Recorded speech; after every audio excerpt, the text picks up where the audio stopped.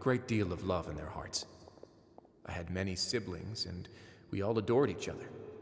Once we were older, Mom and Dad would turn us over to be individually adopted by families of greater means, and go on to adopt more young children. They were perfect parents. Or so I thought. And then? And then, I found out we were merely raised as livestock. Once we had reached a certain age, our parents would bring us to the market for sale. All children that were sold would leave the house, and nobody would know what became of them. As for those who didn't sell, they were merely disposed of. Did you know I once considered myself an extremely lucky child? And all of my friends, all of my siblings, they all felt this way as well. I was also not the first to find out about the truth. All those who found out before me were simply added to the disposal pile. I could never shake the feeling of irony every time I juxtaposed their tragic ends against our parents' adoring smiles. Yes, like the society, my parents created a facade of joy, lied to satiate their desires, and even employed incredibly cruel methods to keep their grasp on power. They did all of that, but never considered how their actions would utterly ruin all the children they took under their wing. Worse, perhaps they never cared about that at all. But I did. So in the end, I killed them and set all of the remaining children free. I was convicted for my crimes and exiled to the Fortress of Meropide. Ah!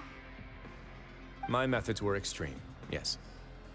But I was still a teenager at the time. I'd been betrayed by those I trusted most, and I didn't think that more moderate ways would solve the problem. My doubt and helpless anger pushed me forward until I got what I deserved.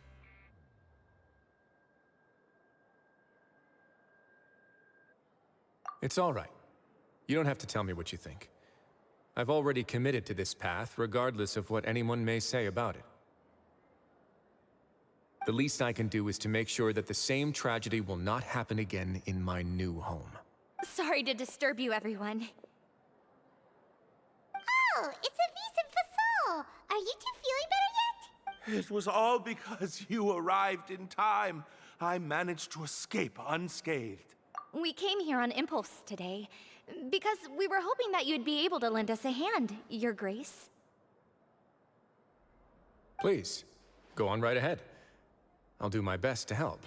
Within reason, of course. It's... I'd like to be wedded to Avis here at the fortress. You're getting married? Yeah, we met each other through the society and both fell into Dugier's trap. But even during our time there, we never doubted each other. We always believed that Dugier was manipulating us, trying to make us mistrust each other. And after this incident, we've come to believe that we've found the one for the rest of our lives. You could say we managed to make the best out of a bad situation. He didn't abandon me, and I didn't forsake him either. But we're still both prisoners. And we also aren't sure if the fortress is the best place to host something so celebratory. So we are just wondering, is our request a bit too out of line? You're right in that the fortress has never hosted a wedding before. But that's no reason to say no, is it?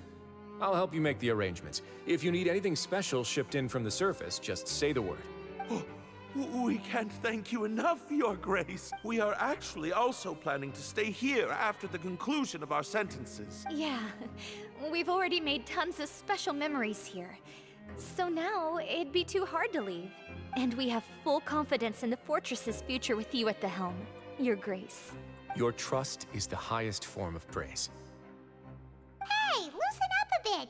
Shouldn't you be the happiest man in Teyvat to hear that people would like to stay of their own free will? Yeah. I'll always take a genuine expression of faith over any obligation to obey.